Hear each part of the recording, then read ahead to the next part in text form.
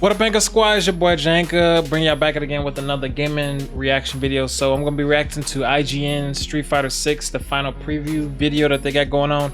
I know IGN got, special dibs on playing Street Fighter 6 early, getting that early access and all that stuff. I know they dropped the demo out so that way you can go play it on either your PS5 or Xbox One or whatever, or Xbox Series X.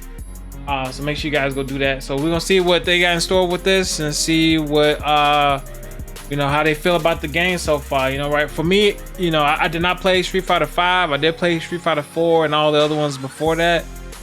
So Street Fighter 6 is what got me going back into playing Street Fighter, and then I can't wait until Tekken 8, Mortal Kombat 12 come out. So I'm gonna have 3 fighting games I'm gonna be playing, non-stop.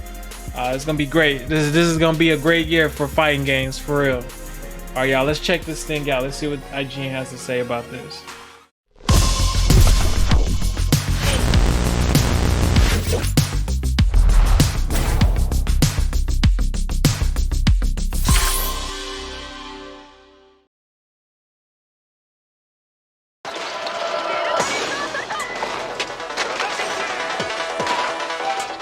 I can't think of another game I've put more time into pre-release than Street Fighter 6. Between time spent playing the game at the Capcom booth at Summer Game Fest Playdays, way back when it was first announced last year, to the late nights grinding through ranked matchmaking across 2 betas, to the times I've been fortunate enough to play it through special events at IGN. I feel like after all that, I can pretty confidently say that the core fighting of Street Fighter 6 is going to be excellent.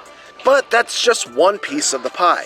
And while the recently released demo has given us a small taste of everything else the full game will have to offer, I recently visited Capcom to play an updated build and delve even deeper. So here are my final impressions of Street Fighter 6 before launch, covering the World Tour mode all the way up to Chapter 3-2, along with some thoughts on a few characters that haven't been playable up to this point.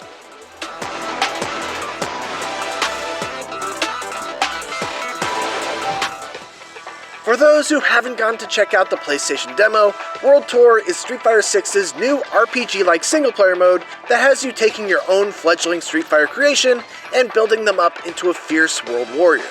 You can challenge just about anyone on the street to a fight, whether they deserve a rising uppercut to the face or not.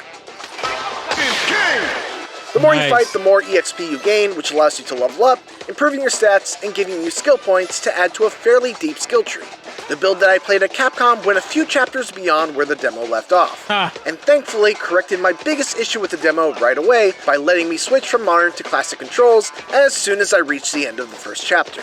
I appreciate the addition of the modern control scheme, and I think it will be a great way to get fighting game newcomers to stick around in this mode, but being able to play in the traditional classic control scheme made World Tour feel more like a natural extension of the core game as opposed to a walled-off single-player mode. The biggest thing that struck me while playing through the first 3 chapters of World Tour was the sheer amount of things to do. There was a main plot thread I could follow that involved seeking out Chun-Li in the Chinatown district, but I was in no hurry to do so, as just about every direction I went in Metro City had some sort of interesting encounter and payoff. Climbing up to the rooftops led me to find an extremely high-level fighter in a superhero outfit named the Watcher, who, of course, I had to beat up for a fighting magazine that I would ultimately give as a gift to Luke to deepen our bond. More on that in a bit. In addition to fun and goofy NPCs, there were also plenty of treasure chests to discover, containing a variety of worthwhile items, equipable pieces of gear that would provide a variety of bonuses, buff-granting drinks and food, and supplements that gave me permanent stat boosts. The city itself isn't gigantic, but it feels dense and full of personality. And really, that personality goes a long way. World Tour absolutely nails the right vibe for a Street Fighter story mode. It's colorful, fun, doesn't take itself too seriously, and feels like a mini version of Yakuza at times. Complete with a whole clan of goofy gangsters who fight with boxes and TVs on their head. I do hope that some sort of plot does take form as the mode goes on, but even if it doesn't, there's at least a lot of fun to be had just watching beloved characters like Chun-Li behave like a real person inhabiting this world. What I appreciate most about the mode is the way in which it begins by stripping Street Fighter 6's core gameplay down to its bare essentials, and then builds it back up piece by piece, teaching new players the fundamentals by incorporating them into missions with tangible rewards. and introducing mechanics at a reasonable pace. When you begin, you have Luke's core moveset and only 2 special moves. But as you keep playing, building up your relationship with Luke by sparring with him, giving him gifts that you find in the world, and chatting him up, you'll start to gain his full moveset. And this is the case for the other fighters too. Once you meet Chun-Li, you can deepen your relationship with her and start learning her moves as well. World Tour is definitely a mode that's aimed at newcomers to Street Fighter and fighting games in general, but even as a seasoned fighting game fan, it won me over. I love the idea of getting to mix and match special moves from different characters. The world was full of fun things to discover, and I had a lot of fun finding and outfitting my character with new pieces of gear, like these devil wings that granted a large damage boost, but also caused my life to slowly drain. I also got to spend some time with the offline multiplayer suite, otherwise known as Fighting Ground.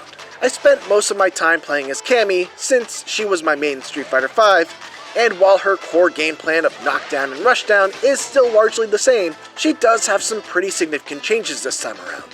For one, she now has a mechanic involving charging her special moves.